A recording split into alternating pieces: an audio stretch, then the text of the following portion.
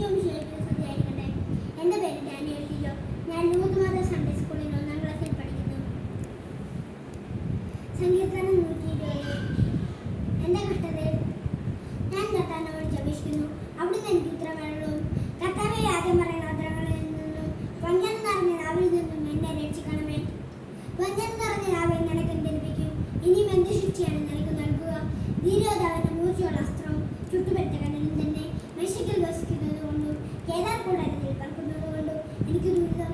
സമാധാന ദേശികളോട് കൂടിയുള്ള വാസം എനിക്ക് മടുത്തു. ഞാൻ സമാധാനത്തിന് വേണ്ടി ബാധിക്കുന്നു, എന്നാൽ അവർ യുദ്ധത്തിനൊരുങ്ങുന്നു. സങ്കീർത്തനം 121. പർവ്വതങ്ങളിലേക്ക് ഞാൻ കണ്ണുകൾ ഉയർത്തുന്നു. എനിക്ക് സഹായം എവിടെ നിന്ന് വരും? എനിക്ക് സഹായം കർത്താവിൽ നിന്നും, ആകാശവും ഭൂമിയും സൃഷ്ടിച്ച കർത്താവിൽ നിന്നും. നിന്റെ കാൽ വരുത്താൻ അവിടുന്ന് സമ്മതിക്കുകയില്ല, നിന്നെ കാക്കുന്നതിന് ഉറക്കം തൂങ്ങുകയില്ല. ഇസ്രായേലിന്റെ പരിപാലനം അടങ്ങുകയില്ല, ഉറങ്ങുകയില്ല. കർത്താവാണ് എന്റെ ആൾക്കാരെ നിനക്ക് തന്നേക്കാൻ അവിടുന്ന് എന്നെ വലതുഭാഗത്തുണ്ട്. പകൽ സൂര്യൻ രാത്രി എന്നെ ഉപദ്രവിക്കുകയില്ല. സകല തിന്മകളിൽ നിന്ന് കർത്താവിന്റെ കാത്തോളം.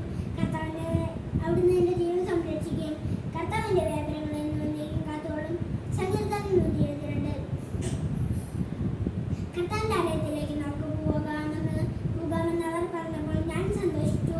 ജെറുസലേമേ, ഇതാ നമ്മൾ നിന്റെ കവാടത്തിനുള്ളിൽ എത്തിയിരിക്കുന്നു. നന്നായി പണിനടക്കിയ നഗരമാണ് ജെറുസലേം. അതിലേക്ക് ഗോത്രങ്ങൾ വരുന്നു. കർത്താവിന്റെ ഗോത്രങ്ങൾ ഇസ്രായേലിനോട് കൽപ്പിച്ചതുപോലെ കർത്താവിന്റെ നാമത്തിൽ കൃതജ്ഞത അർപ്പിക്കാൻ അവർ വരുന്നു. അവിടെ ന്യായാസനങ്ങൾ ഒരുക്കിയിരിക്കുന്നു. ദാവീദ് വാഴുന്നതിന്റെ ന്യായാസനങ്ങൾ. ജെറുസലേമിന്റെ സമാധാനത്തിന് വേണ്ടി പ്രവർത്തിക്കുകയും നിന്നെ സ്നേഹിക്കുന്നവർക്ക് ഐശ്വര്യമുണ്ടാകട്ടെ. നിന്റെ മതിലുകൾക്കുള്ളിൽ സമാധാനവും നിന്റെ ഗോപുരങ്ങൾക്കുള്ളിൽ സുരക്ഷിതത്വവും ഉണ്ടാകട്ടെ. എന്റെ സഹോദരൻ